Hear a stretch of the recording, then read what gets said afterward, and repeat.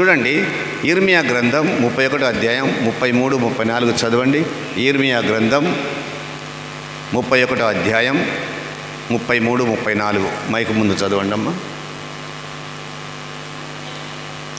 ఆ దినము వచ్చినప్పుడు నేను ఇశ్రాయేలు ప్రజలతో చేసుకున్న నిబంధన ఇది.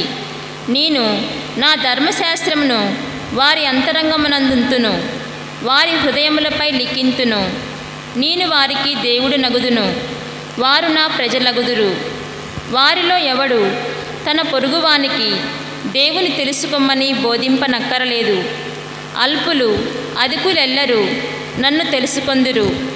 నేను వారి పాపములు మన్నింతును, వానికిక జ్ఞప్తియందు ఉంచుకొనను. ఇవి ప్రభువునైన నా పలుకులు. ఆ దినము వచ్చినప్పుడు నేను వారి అంతరంగమున నా ధర్మశాస్త్రం లిఖింతును, వారి హృదయంపై లిఖింతును. ఇతరులు ఎవ్వరూ ఇంకొకరికి చెప్పవలసిన పని లేదు, అంత తేటగా అర్థమవుతుంది. నీ అంతరంగంలోనే ధర్మశాస్త్రం నిలుపుతానంటున్నాడు. అదేవిధంగా ఎజేకియేలు గ్రంథం 36 అధ్యాయం 26, 27 వచనాలు చూడండి ఒకసారి. ఎజేకియేలు గ్రంథం 36 అధ్యాయం 26, 27 వచనాలు. మీకు నూతన హృదయం దయచేయుదును, నూతన ఆత్మను మీలో ఉంచెదను. మీ నుండి రాతి గుండెను తొలగించి మీకు మాంసపు గుండెను దయచేయుదును. నా ఆత్మను మీలో ఉంచి మీరు నా చట్టములను అనుసరించినట్లు, నా విధులను పాటించినట్లు చేయుదును. ఓకే ఓకే ఓకే తెలిసిపోయింది. ఆ దినమున నా ఆత్మను మీ అంతరంగంలో ఉంచెదను. పూర్తిగా తేటతెల్లం చేసేస్తుంది ఈ ఆత్మ. మీకు మీ అంతరంగంలో ఉన్నటువంటి విషయాలను మీకు విశదపరుస్తుంది. ఈ రెండు చోట్ల కూడా చక్కగా ప్రవక్తలు ఆ రోజున ఏం జరగబోతుందో, నా ఆత్మను మీకు పంపించినప్పుడు మీ పాపములు క్షమించబడతాయి. అంతేకాకుండా నా ధర్మశాస్త్రం మీ మీద లిఖించినాను కాబట్టి, ఈ ఆత్మ ఉన్నది కాబట్టి మీలోని మాంసపు గుండెను రాతి గుండెను తీసివేసి మాంసపు హృదయాన్ని ఇస్తానన్నాడు. కాబట్టి ఈ విధంగా ఆత్మ యొక్క గొప్పతనం ఇది. పాపం అన్నప్పుడు ఒక్క విషయం మీతో చెప్పాలనుకున్నాను. ఈ పాపం గురించి తెలియకనే చాలామంది బాధపడుతున్నాం. ఏది పాపము అని తెలుసుకోగలిగినామా? మనం తెలుసుకోగలిగితే మళ్ళీ ఒకసారి పాపం చేయం, తప్పు చేయం. సరే, చిన్న చిన్న పొరపాట్లు చేసినా ఘోరమైనవి మాత్రం దాని జోలికి వెళ్ళాం. అది విషసర్పం లాంటిది, కాటు వేస్తే చనిపోతారు. కాబట్టి అంతరంగం ఉన్నది కాబట్టి మనం తెలుసుకోవాలి కూడా. ఆత్మ లేకపోతే మనకు తెలియదు. ప్రవక్తల ప్రవచనం నెరవేరినట్టుగా క్రీస్తు ప్రభు ఇక్కడ ఈ ప్రస్తావన చేస్తాడు. ఎందుకంటే మనం తెలుసుకోవాలని.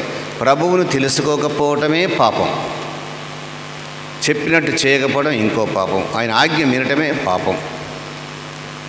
ఆదాము ఎవరను చేసి ఏదైనా ఉద్యానంలో ఉంచినప్పుడు అన్ని పండ్లు తిను కానీ ఈ ఒక్క చెట్టు పండు మాత్రం తినవద్దు, ఇది మంచి చెడులను తెలిపే పండు అన్నాడు.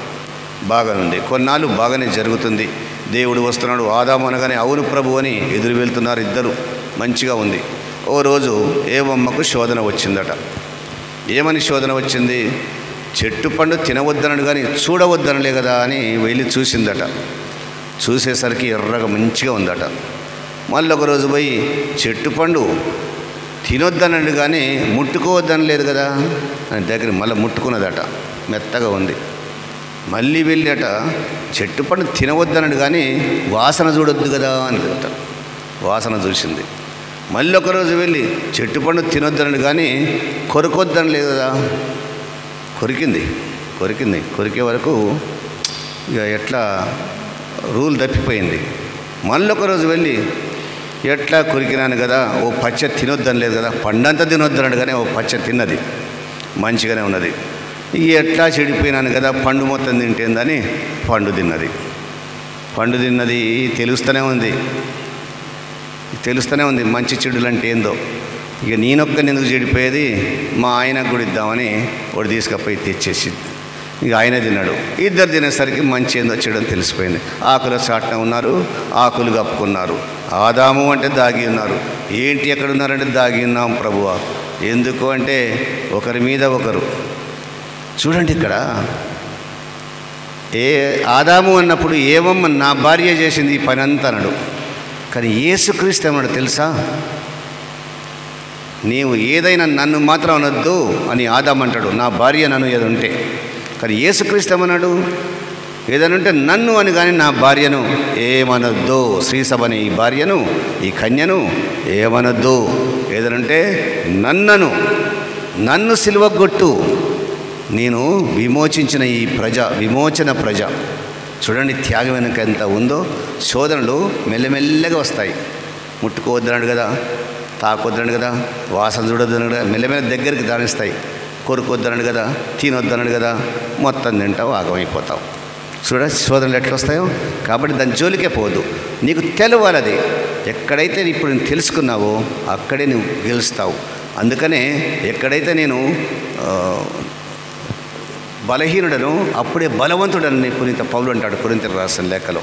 కాబట్టి ప్రియులకు సహోదరులారా, ఈ పాపం విషయంలో, నీతి విషయంలో, తీర్పు విషయంలో ఇక ఆత్మ తెలపాలి మనకు. ఏది సత్యమో ఏది అసత్యమో అలాంటి వరాన్ని ఇవ్వమని పవిత్రాత్మ కొరకు ప్రతినిత్యం ప్రార్థించుకుందాం.